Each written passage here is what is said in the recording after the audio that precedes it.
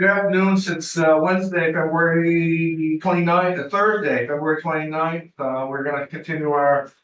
Senate institution, by the way, we're gonna continue our conversation on the Salisbury Fish Hatchery. We have some new language. That we had decided yesterday would serve the bill better, so with us first is Damian Leonard from Legislative Council. Welcome, thank you. Great, thank you for having me. For the record, I'm Damian Leonard from Legislative Council, as the chair mentioned. So I'll walk you through the changes. So the first change is the very first item in the intent language. So I tried to reflect the committee's discussion yesterday. So the first is that the state shall maintain or increase its current fish stocking capacity. And then, to the extent practicable, the Salisbury Fish Hatchery would, subject to annual appropriations, continue operating through December 2027. So that's both to reflect the discussion of whether there might be more cost-effective ways to maintain the stocking capacity without keeping it open, and also reflecting that it was December 27th instead of fiscal year 27. And then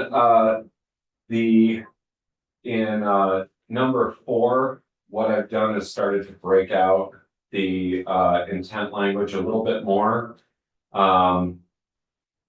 And just added a little bit more depth. So for example, this is the things that the General Assembly wants the Agency of Natural Resources to examine. One is replacing stocking capacity.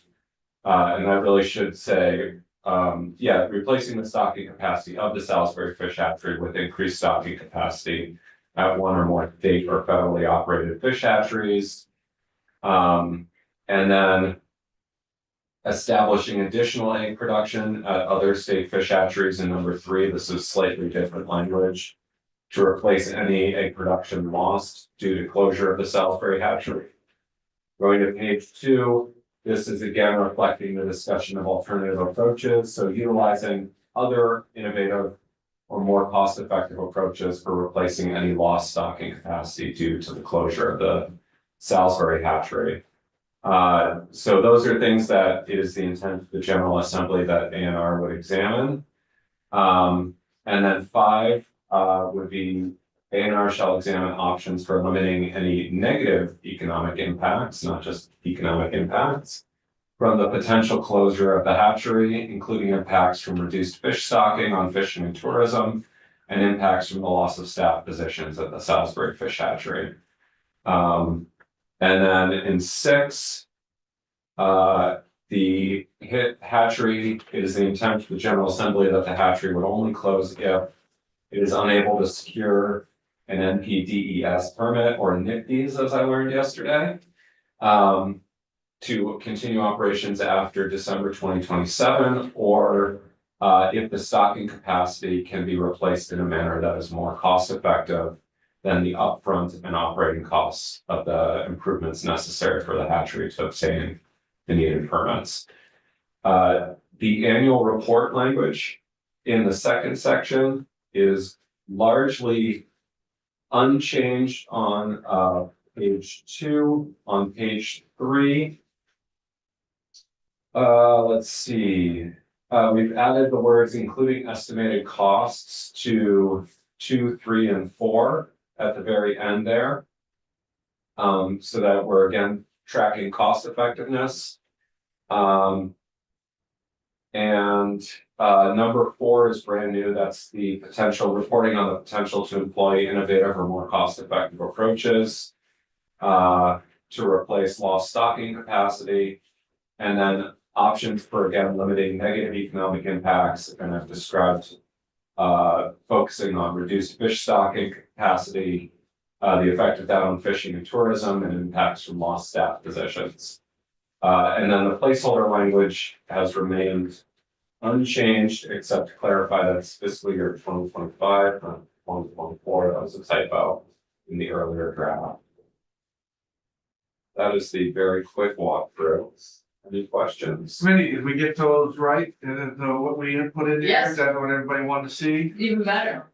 Okay, Okay, thank you. sounds good. Thank you, Damian. You're welcome. Next, we'd like to welcome, Commissioner of the Department of Fish and Wildlife, Chris Herrick. Welcome, sir. Thank you for coming. you, Mr. Also, thank you for, knowing this, we understand this wasn't the first choice of the governor is, and maybe not even the second or third choice, but we appreciate the dialogue and willing to come in and work with us. Of Appreciate it course. very much. Thank you, and for the record, I'm Christopher Herrick, I'm the Commissioner of the Department of Fish and Wildlife. And thank you for the opportunity. I appreciate your efforts. I would just say, if it's the intent of the legislature to find a way to keep Salisbury open through this mechanism, I have a few comments, and I apologize, I just got the new version. We apologize. We And got so I may send some additional comments after, but, the broad sweep, concerned, Mr. Chair, the appropriation or the amount of $550,000. While the rest of the bill discusses keeping it open until, at least until the end of the current permit, is only funding for 1 year. And I'm concerned that I'm gonna find myself back here in the same seat, in the building, with the same concerns that everybody has, and that my budget does not appear to be getting any better moving forward. And so I would respectfully request that that number of 550,000 be changed to something more like $2.5 million. So it's an appropriation for the entirety of the intent of this bill. Is it, Commissioner, is it your, those are your numbers? Those are your numbers that you would think that would take to keep it open through the December of 27? Correct. Okay. And I'll double check on that, but I didn't just do that sitting here this minute. No, I know, it Based on- was the numbers that we got from A&R on suggested changes to proposed language. And yes, it didn't come from you, and I just wanted to make sure that those numbers, those dollars are something that would be Right, I mean, suitable for you. so the Numbers change quite a bit real fast in this They- building. Well, they do, and the $550,000 for the 1 year would be tight, and that would probably include a vacancy savings, because currently we have 3 employees down there for 4 positions. But the actual operating, I mean, we know next year will cost more. And you know, even just instituting COLAs and so on and so forth. That's how we get to that. The other thing I just want to clarify, in some of the language here, it talks about should we are able to get that permit. Let's put that issue aside. Well, let's say we don't. I guess that's really the issue. We can't, despite efforts. It talks about transferring fish brood stock from Salisbury. That's one option. But what I didn't see in here is purchasing of eggs from other locations and raising the fish in the other fish hatchery. So for instance, we can buy eggs for brook trout and put them into production at Roxbury. And so if that's not an option, then it's going to require significant infrastructure investments.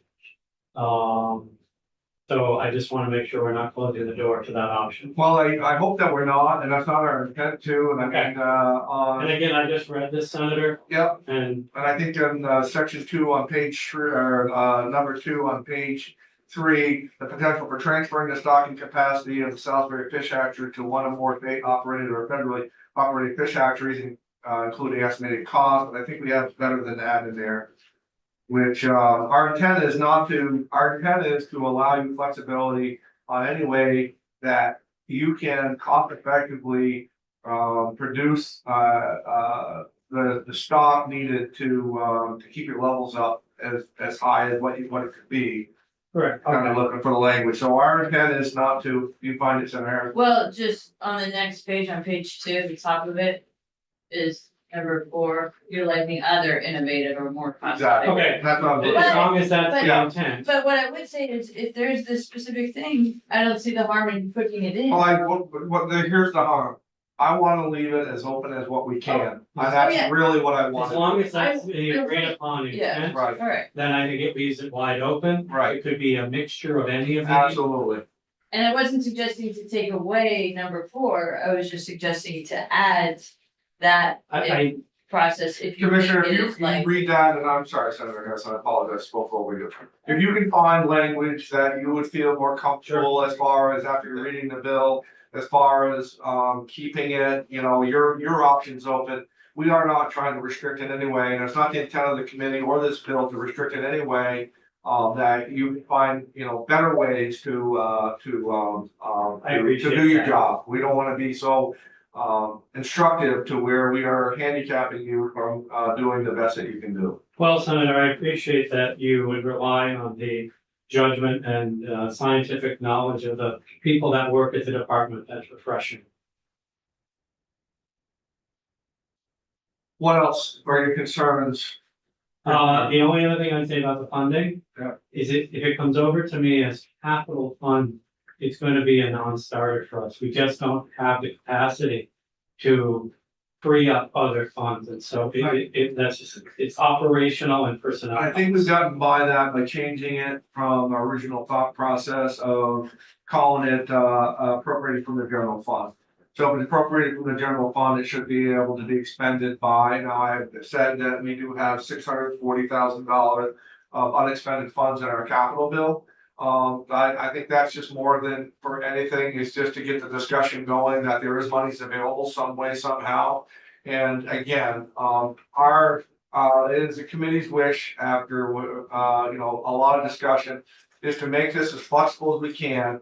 Our goal is to have this fish hatchery open through December 27th, producing eggs, producing stock, and limiting capital improvements so that we feel that we have painted ourselves into the corner to where we can't, we can't close this fish hatchery now. We're gonna leave it to you folks to figure out how we can keep stocking at or above its current levels as best as you can. And give you the flexibility to do that. Thanks for the opportunity to give you feedback. I'll give this a much deeper dive, and if I have something, I'll send it over as quickly as I can. Please do, Senator Harrison. Thank you. Just a question about, you said 3 employees for 4 positions. Has it been that way for a little while or? Yeah, a little bit. We've been advertising, we've had some people apply and we were close, but honestly, some people, we're having a hard time getting people to relocate. Housing costs are really expensive. Yeah. So, That's it right here. I mean, that is part of our issue. So, but I've talked to my staff. And if we need to, we have the ability to cover that, some of that extra work in-house right now. Okay. So I just thought that might be a way to save money too. I don't know if we can. Well, we do, but if we're doing this for 3 years, we wouldn't want to do that. Okay.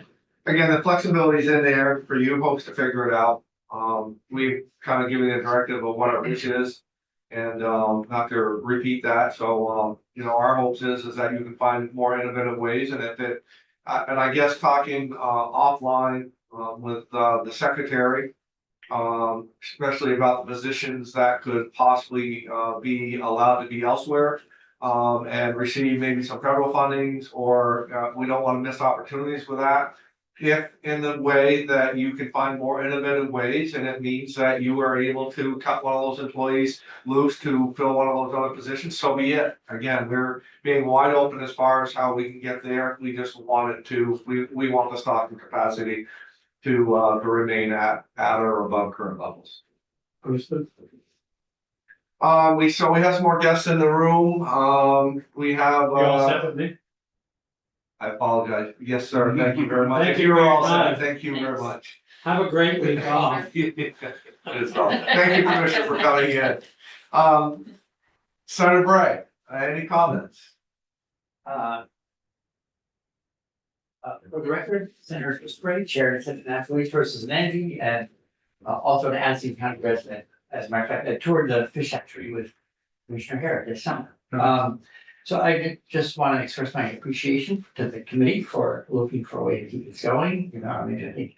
Of course, for a lot of people over where we are, it is a very visited site and then I've also been hearing, no surprise from the. England community to say, we'd like to see the state maintain its commitment to stocking fish. Also, to me, one of the more attractive things about keeping Salisbury going is that we have our own deep knowledge base on breeding fish. We know the genetics, we know the disease conditions that they're probably on guard for.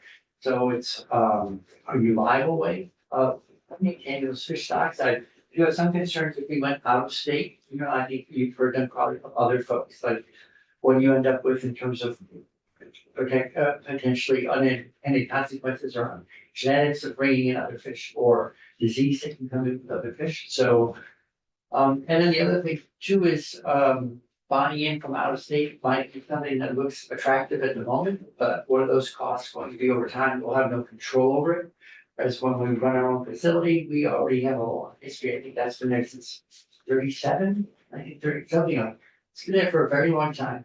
And I don't think we end up with surprises. I know there's an NFT's permit to be, it would need to be reauthorized or renewed. And I don't know the ins and outs of what the discharge conditions are now versus what they would be under renewal.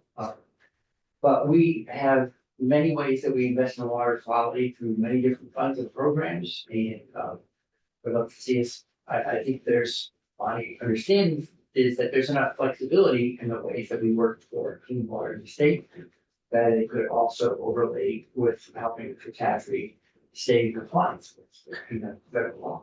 I don't think there's anybody in here that would be opposed to that. But I think we've left it open that, if not, it's gonna be that way. But I think we've done our best to try to leave it open to the General Assembly if they want to appropriate the money. And so that's been one of the things that we've been really, really hard to do, is not buying future legislation. Although we do that all the time in this building, no matter what anybody says. We do that all the time.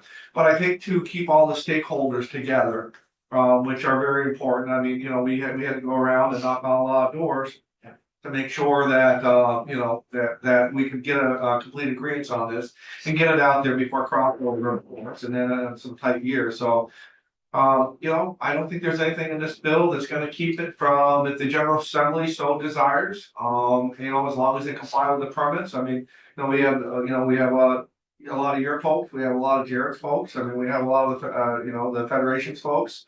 That they all have different wishes, but I think that all starts with, let's keep it open until at least the 27th or the December of 27, and see where the chips might lie.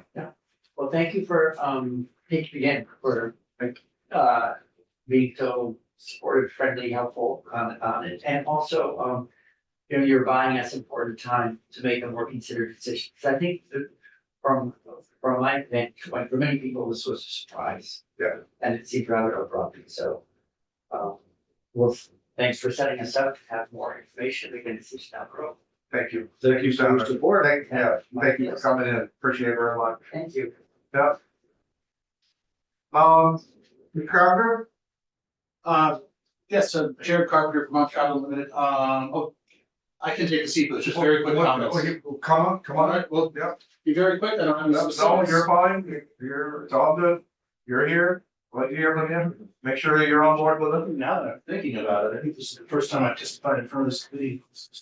Well, don't be such a Come stranger. back and talk about the clean water. fund. We have a lot of clean water That in would this be a good community, thing. a lot of clean water. I think, to be fair with that, Mr. Carpenter, With my other hats, I do a lot of that work. I think that we're probably as proud as anything as far as what we've done for clean water in this state. And we worked hard last year to leverage some money in the Yep. cash fund B and leveraged, we always say $250 million. I think it's pretty close to that. And so, yeah, we're very, very proud of what we've done in this committee as far as to doing that. And, so, yeah, anytime you want to come talk about that. I know Senator Harrison stays awake at night thinking of questions about that. Well, I just waking up. No, my first But year. in all seriousness, we all have our passions and, And I can say with, the deepest respect for this committee, that we're very proud of that. No, it's been great. I started working on Act 64 since before there was Act 64. My first couple of years in the building, and we started off as, you know, just a property transfer tax surcharge at about $4 or $5 million, and added the streets, and added meals and rooms, and now we're up to about $26 million a year, which is, you know, and a good piece of that, 10 to 12 million is usually the capital bill. So the capital bill is a really integral part of, you know, of, you know, Oh, that's so nice, that's, once that comes down here to you, I'll talk to you, Mr. Chair, and maybe come back and sit and see. But for the moment, for the record, Jared Carpenter, I'm the acting chair of Vermont Council of Trout Unlimited. This looks, you know, having not done a deep dive, having done an initial read, floated by one of my folks at Trout Unlimited, this looks like exactly what it's intended to do. I mean, it's offers them the flexibility, gives them to 27. We can look into other permitting options, other, you know, moving broodstock to other hatcheries, picking up other facilities, gives other space at federal facilities. The department can really look at a lot of the different options that are out there. And the language, as you pointed out, the innovative and flexibility stuff that we're not thinking about right now. Maybe one of the biologists will think of something. Oh, we should look into this too. So I think this is a great start. I do express Chair Bray's concerns about bringing in eggs from out of state. It should be looked into. Yeah. But you never know what pathogens or something you're gonna bring in from somewhere else. We have to look at water quality in different facilities. There's just a lot of moving pieces. We'd love to see it go, but this at least gives that 2027 until that NIPD's permit is up, a couple of years to look into it. I have somebody else in the room could answer better than I could perhaps about whether it is indeed 2.5 million or sure, I don't have any idea about how much money it would take to run a hatchery between this point and that point. So I think the 550 sounds like a good start. Yeah, and I think that's probably where we're gonna do. I mean, if somebody wants to throw the money at us, this committee would have a hard time saying no. Exactly. Last time I said no, we didn't get any. So, I think, but, you know, you gotta be realistic in a tight year and, yeah, it can't be bonded dollars, or maybe it can be, it's just in different ways, but the fact that we have the unexpended funds in our capital bill makes it a lot easier to make a pitch to everybody else. So as far as a lot of the questions to be answered later about the egg, you know, both, the egg production and the potential for different germs or diseases but I think that can be answered once we get this thing, to the path of staying open. Is that a fair? Absolutely, and I think a real key in this is well, it would be section 2, I suppose, you know, it's not numbered, the annual reports back. Yeah, This is a real problem we had in 2019, as I said, yesterday, the day before. We Trout Unlimited sent a letter, in 2019 on the exact same issue, and I could have changed the date to 2024, it's the same letter. Yeah. It was, you know, they hadn't looked into transferring the broodstock, they hadn't looked into capacity in other facilities. I mean, none of that, at least this is, they can come back and have a discussion, there's some sunshine, so to speak, transparency, what's going on, it's not just 2027 rolls around and suddenly, what do you guys know up to the last couple of years? same scenario as Yes. what we've seen before. Absolutely. Yeah. So, no, I think this is a key part, is the report back. So, Mr. Carpenter, I think the committee's intent's gonna be, if we didn't have any questions, or we had, you know, and again, Dave, you've done a fantastic job with this, if we had had a few extra days and had given everybody time to look at this, I think that's something we could have voted out today. I think we're gonna give everybody an opportunity to get back to us, but I think by Tuesday, no, it won't be then, it will be when we get back. So the following Tuesday, I think we're gonna be looking to try to vote this thing out. So if you've got any concerns, if anything comes up, please get to us ASAP. We wanna hear from all stakeholders, but we just need to get this out in front of everybody and get a placeholder on everything. So if anything comes up, would you please just let us know? Absolutely, sir. Thank you for the timeline. That's, you know, appreciated to know how much time we have. That's obviously more than enough time to sort of have a couple folks look at it. Reading it through a couple times here in the walkthrough, I don't see any flags, sir. Okay, thank you very much. Thank you. In relation to, you haven't seen the new bill, I think you've got a pretty good idea of it. We've given the agency a lot of flexibility as far as to keep this open, which is the intent. I know which, I should put words in your mouth, but in conversations of where it is, and I know that you would feel a lot better if the language said we keep it open indefinitely. I understand that. But from what you know so far, do you think that your alliance is gonna have a lot to be disappointed about? I understanding full well where you set as far as where you're at, but I just wanna make sure that we're not doing something. Again, I understand where you're at, but I just need to at least make sure from the parts that I feel and the committee feels that we can get to, this is something that you guys can support and tell us we are. So for the record, Mike Covey, Executive Director of the Vermont Traditions Coalition. I apologize for arriving late. I was in another meeting, but there are a couple of things that I heard on my way here that I would flag. One of which was this discussion about moving brood stock is really a discussion about rearing new brood stock. It's my understanding that there's a disease in the fish and the hatchery, so we can't simply move. We need that time to raise them. So that 3 years at least gets us a start on that. Ultimately, as you know, we would like to see the hatchery kept open, and one of the reasons for that is capacity, and I haven't even had time to read this Yeah, draft. well, you heard So I'll timeline. take a look at it, and Yeah. I appreciate that timeline and the space to go through it. But it's my understanding that our southernmost hatchery is at capacity as far as their EDA permit. And there are real, in my opinion, ecological concerns that I'm not certain we can overcome with rearing fish at the Grand Isle hatchery for use elsewhere in the state. So if we close Salisbury, that reduces us to basically the Bald Hill hatchery and the Roxbury hatchery. And I'm not sure the capacity is there to make up for this loss, because once you put the brood stock there, then has implications on their permits as well. So I'll keep it brief into that. Those are 2 points that just kind of raised the flag to me that I wanted to make sure to point out. I do appreciate the work that's being done moving forward. I think that, getting this 3-year space to breathe and really suss out what it's actually going to take to keep this facility functional is a great first step. And I'm looking forward to seeing this get through the process. And I think the check back, Mr. Covey, is really what's gonna be on this one right here, as Mr. Carpenter has pointed out. Last time we were supposed to have some of that. I suppose it's been sent to me, but I never did dive into the language about how it was supposed to work last time, but we have a pretty dedicated committee, and if we all are lucky enough to come back, and if that's what we deserve, and we're all on the same committee, I think we're pretty committed. We've had some pretty good discussions about, how it's gonna be and all that, and I think the check back's key. I think, again, concerns are all valid. Maybe there's not validity to them, maybe there are, I don't know that. But concerns are all valid, and I believe that we have allowed enough space in here with these checkbacks in the 3 years to hammer that out.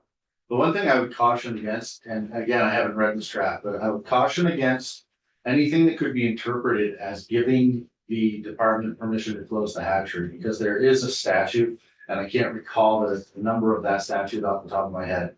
There's a statute that says that the department may not adjust fish culture without the permission of the legislature.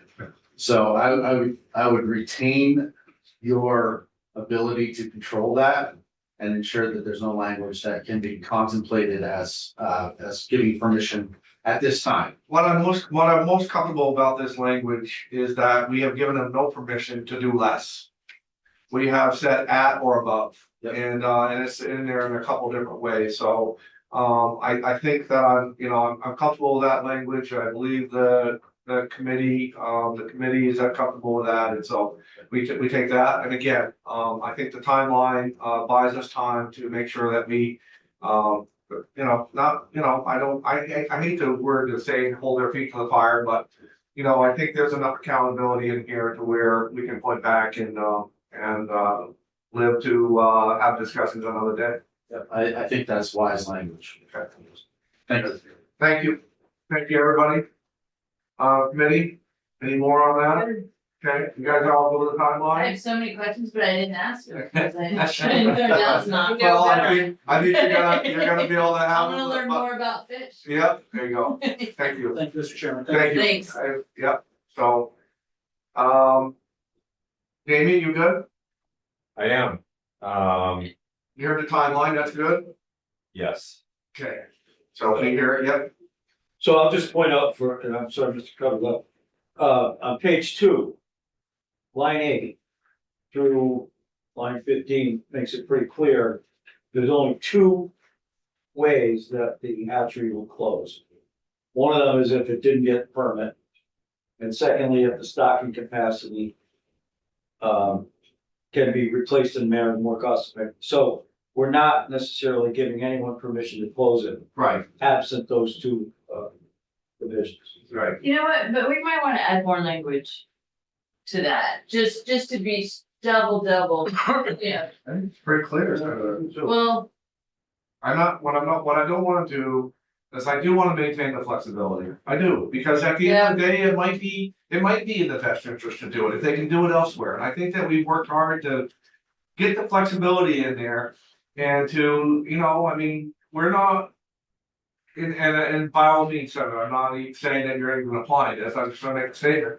But we can't be in the habit of any time finding something to stay open because it's just to stay open. There has to be an economic reason, and it has to be to the best benefit of the state first. And the public that, it's where it's at. So just to do whatever, I think we. no, and I wasn't suggesting that. Yeah. I was just suggesting that there be a check back to the legislature, so the legislature still needs to sign off on it. Every January 15th, they have to come back and tell us where they're at. And then if we're not happy at that point in time, that's where the discussions start. So I think I might see where there's a little disconnect here is, I think what you're suggesting is that the language says. It's the intent of the General Assembly that the Salisbury fish hatchery shall not close. Without prior approval of the General Assembly and shall only close if. One of the 2 following is met. Is that what you're saying? Yes, Senator? exactly, that we would add, Does that work? yeah, That would work. Okay, thank you, I think I just saw you Yeah, guys no. kind of missing each other there. totally, it happens, So- thank you. Yes. Thank you, Mr. Chair. So, I noticed that in section 4 on page 1. Talked about options. Of things that might happen following the potential closure. And then we mentioned closure in sections 3 and 4, which just seems really redundant to me. We've already said. In number 4, that these are the things we would do. Following potential closure, so. Couldn't line 19 just say, to compensate for any lost egg production, cut it off there. And then on page 2. Any lost stocking capacity, cut it off there. Like I don't think there's any reason to repeat due to the closure, because we've already covered the closure in the bullet that heads up. That's fine for four whatever things, right? Damien would say about that. Yeah, I'm good with that that. More makes for you, I'm sense. gonna always think less for us. Yeah, I appreciate it. Especially when I'm writing a lot, I tend to get into that mode of, like so many lawyers where we just add words and add words. Okay. Doesn't You're always. getting paid by the word, don't you? yeah, he does. If only, you would have some really long bills. Yeah. Yeah, That's great. I would volunteer for the technical corrections bill every. Or equivalent of overtime pay. Love it. And those were just under item 4, right? Yeah. 2 things that you had, yeah. I'll move back to the witness chair here. Yeah, So thank that you. folks online can actually see me. Yep. One other thing that I might just recommend is that during the break, if it's okay with the committee, I'll run this language by Mike O'Grady in our office. To make sure I haven't inadvertently overlooked, Absolutely. something in the fish and wildlife realm, like statutes around fish culture and so forth, which he knows quite a bit more on than I do. So. All right, so what I'll do is I'll update the draft based on the edits that you made today. I'll run it by him and I'll let you know if he has suggested changes, when we return, and I think I'm hearing a Tuesday possible vote when we get back, Yep. so, great, and I'm, Are you guys, are you, cause I wanna respect your time as well, especially when we talked about that a lot in the chairs meeting about, you know, where you guys are, you know, pounded. What is your guys' schedule if we're off? so I can't speak for anyone else in my, office, but, I will be here only one day during the break week. Yeah. I'll be accessing email periodically. Okay. 2 of the days I'm gonna be out of cell phone range and. That's fine, so if I send you an You know. email, it's only, I know and you know, it's for you to win, you are available, okay, so I don't wanna Yeah, be disrespectful of your time, and so then please don't take it that, oh god, you know, so, okay? understood, my typical process on these, the town meeting weeks is. The day I come in during the week, I catch up on the email for that day, Yep. and then the Monday following. I'm I fine catch with up all on that, so I, like I said, I wanna be Yeah. respectful I of appreciate your that. time, so. We truly appreciate that, so it makes it a lot easier for us to spend a little time. Well, you know, I work with a lot of people here and, you know, like we all do, there's lots of times where we have to get to something and we'll send out an email 11 o'clock at night and all of a sudden somebody answers and like, I didn't want you to answer. I know. I just wanted to get it off my plate and out of my brain and Totally. get it on there and it can sit there for as long as whatever, but no, you know, just where it's at, so. anyway. Yeah, we've been trying to get better about learning how to send delayed emails in our office. Yeah. But it's, Yeah, that used to It's be tricky. easy. 20 Yeah. years ago, you could do that easily and schedule, seriously. yeah, no, and it's, but yeah, our previous boss, Luke used to do that, cause he would. He still kept his Marine Corps hours, and so he would be up before any of us. But he would delay the send so that Yeah. we didn't feel like we had to answer the minute we woke up in the morning. Yeah. Oh, Remember him. yes, yeah, so anyway, but yes, I very much appreciate that. So, I'll get updated language to you by the Monday or, that afternoon and. I'll coordinate with Mike over the break just to make sure we get a second set of eyes to make sure I know about something. And Linda, I just emailed you to let you. I saw it. The first time doesn't work for me, Okay, so Ron Wild as usual is So scheduling me way out. what would the committee think if we heard back from anybody, and how would you feel, Damon, if it came back and we could vote this out tomorrow? Would that give you enough time if we didn't hear from anybody? Or I no? should be able to, the draft changes aren't big based on what you just suggested. I can speak to what Mike's schedule is though. Okay, So that's the tricky thing. I can send it to him, but I don't know what his I get that. schedules are going. okay, well, we're gonna leave it at you. And we'll see what, you know, I'm sure, we'll see what comes, we'll see what if the commissioner's got something to add, or maybe the secretary has something to add, or something like that. I suspect we'll probably hear more, so Yeah.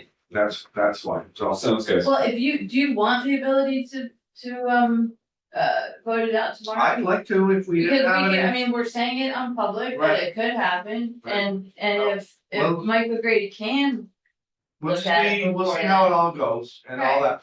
I do not mind trying to vote this out tomorrow if all the stars align and everybody was all. Of course, Jared and Covey Yeah. may not be able to get back. No, they won't, but I can, right, we can, you know, they'll be in the building tomorrow for sure, so we can say, hey, what's going on? Okay. And, Yeah, I'm fine tomorrow. okay. and we can put it on the agenda for possible vote, Yeah. so that One the o'clock public tomorrow. knows. Yeah. But I would get it out today. Yeah. Just so that people have more notice, cause we Yeah. did say earlier We did say today that we would vote it on Tuesday. Yeah, They all worked on.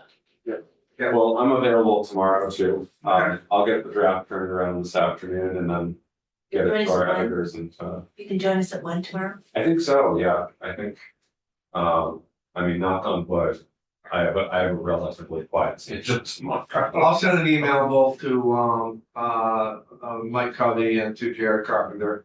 And let them know that, you know, they've got it, and, you know, yeah, and I'll send it to all the people that were here and follow up with that, so. Hoping that Michael Grady can take a peek at it now that I think about it. I don't know, I don't really see, to be honest with you, if we could get everything answered, I don't see any good reason why it should sit there for that long without trying to vote it down. Right, if we have the information, right, so we just put possible vote. Yeah.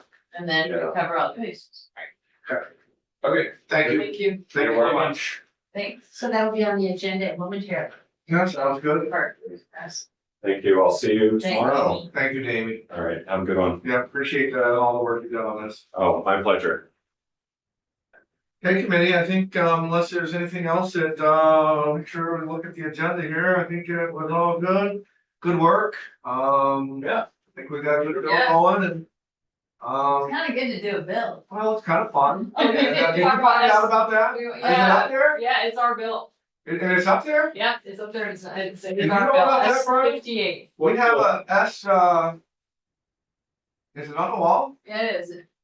Sorry, S 85. Yeah, we actually had a bill up there about, Allowing for, Russ introduced it and Brian, was a co-sponsor, it's like. right? yeah. So No, vice versa. it's about allowing, read it, Senator. Allowing probation and parole officers to carry firearms while on duty. Yeah. And So why is that? People want that. I'm surprised it is. Oh, because it's corrections, I guess. Well, I'm surprised it is, to be honest with you. Very, very surprised it is. In fact, when Senator Renner emailed it to me last night, I said, no, then I guess it. That was last year. How's everybody feeling about that still? it's really important to certain folks that we move it. Well, then we'll have a conversation about Tomorrow? it. Now? I think no, let's do this. People Let's talk focus. about, Right? Yeah, Yeah, I think it should be on the agenda. yeah, we'll get it on the agenda. We'll do it after the break. Okay. Fair enough? Yeah, we should, talk to people and see who would like to come out about it. Okay, so we'll work on it after the break. Appreciate that. Okay, sounds good. Anything else? No, I'm good.